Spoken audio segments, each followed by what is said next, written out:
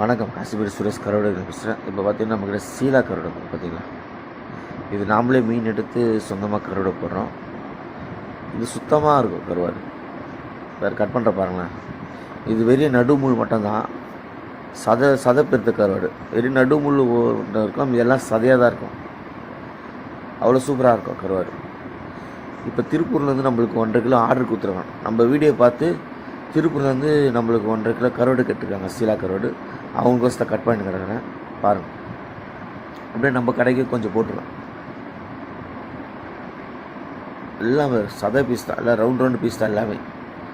பார்த்தீங்களா, அவ்வளோ சுத்தமாக கருவாடு. உப்பு கம்மியாக இருக்கும், ஏன்னா நம்ம சொந்தமாக போகிறதுனால உப்பு அளவு பார்த்து தான் நம்ம போடுறோம்.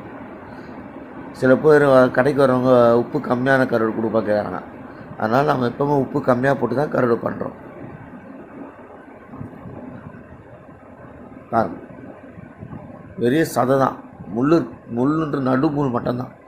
அதை எடுத்துட்டு நடுமுள் எடுத்துட்டு வெறிய சதையை போட்டு குழம்பு செஞ்சாலும் வறுத்தாலும் தொக்கு செஞ்சாலும் அவ்வளோ சூப்பராக இருக்கும்.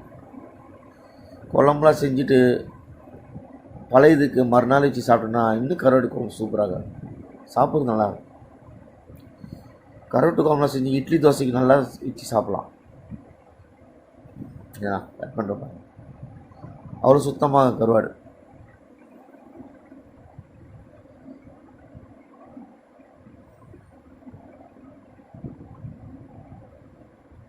பார்த்தீங்களா, அது வெறும் சதை தான், துண்டு துண்டாக வரும் நல்லா.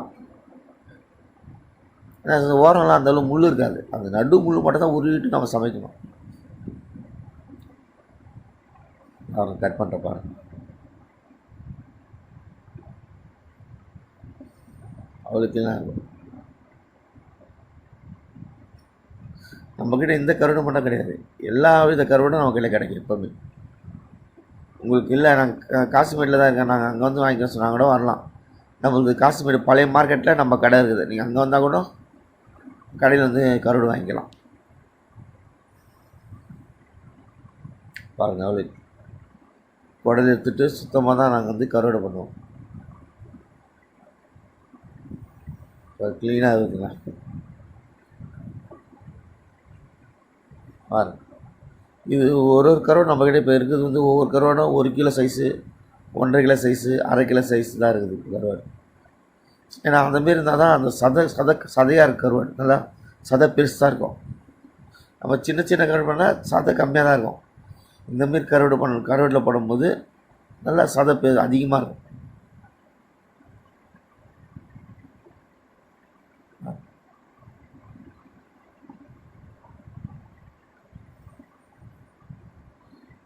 ஆமாம், வேறு அதுமாரி உரிச்சிட்டு நடுவில் அந்த முள்ளை மட்டும் தனியாக எடுத்துகிட்டு தொக்கு செஞ்சாலும் சூப்பராக இருக்கும், வறுத்தாலும் நல்லா, குழம்பு வச்சாலும் நல்லாயிருக்கும்.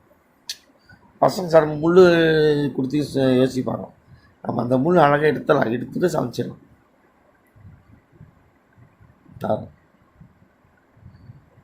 இதெல்லாம் பெரிய கருவாடு.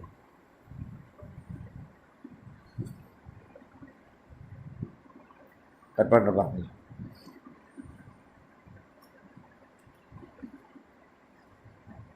நாங்கள் பார்சல் நமக்கு கருவாடு கொடுக்கும்போது தலைலாம் எடுத்துகிட்டு வெறும் துண்டு மட்டும் தான் பார்சல் தரோம், தலையோடு தர மாட்டோம். வெறும் துண்டு மட்டும் தான் நாங்கள் பார்சல் தரோம். பாருங்க, எப்படி வந்த துண்டு, கேக்கு துண்டு மாரி இது பார்த்தீங்களா. இதெல்லாம் வந்து கருவாட்டு குழம்பு வச்சு அந்த கருவாட்டு குழம்பு மறுநாள் வந்து பழையதுக்கு சாப்பிடும். 1 குண்டா பழைய சாப்பிட்லாம், அவ்வளோ சூப்பராக இருக்கும் இந்த சீலா கருவாடு.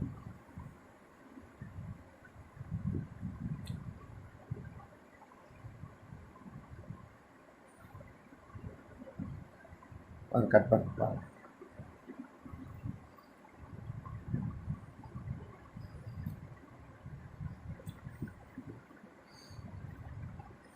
இப்போ இந்த வீடியோ பார்த்து நம்ம கடையில் நிறைய பேர் தேடி வராங்க, வந்து கருவாடு வாங்கிட்டு போகிறாங்க.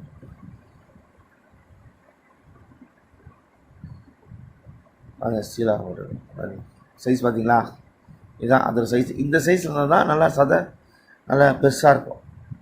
சின்ன சைஸில் சதை இருக்காது. கட் பண்ணுறேன்.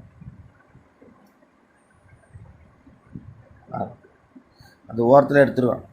உங்களுக்கு பார்சல் கொடுக்கும்போது நான் இந்த ஓரத்தில் இருக்க அந்த செதில் எடுத்துகிட்டு வெறி கண்டை மட்டும் தான் நாங்கள் தருவேன் உங்களுக்கு.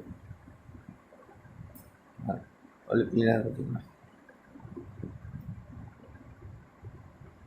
நம்மகிட்ட சுத்தமாக இருக்கும் கருவாடு. கருவாடு போடும்போது நாங்கள் அந்த குடலை எடுத்துருவோம். குடலை எடுத்துகிட்டு உப்பில் போட்டால் தான் அந்த பூச்சிலாம் உட்காராது அதில். பாருங்க அவ்வளோ க்ளீனாக இருக்குதுங்களா.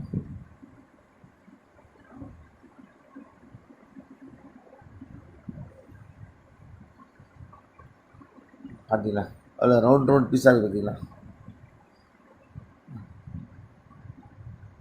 சுத்தமாக இருக்கும். பாருங்கள் ரவுண்ட் பீஸ் ரெடி. அல்வா துண்டு மாரி தான்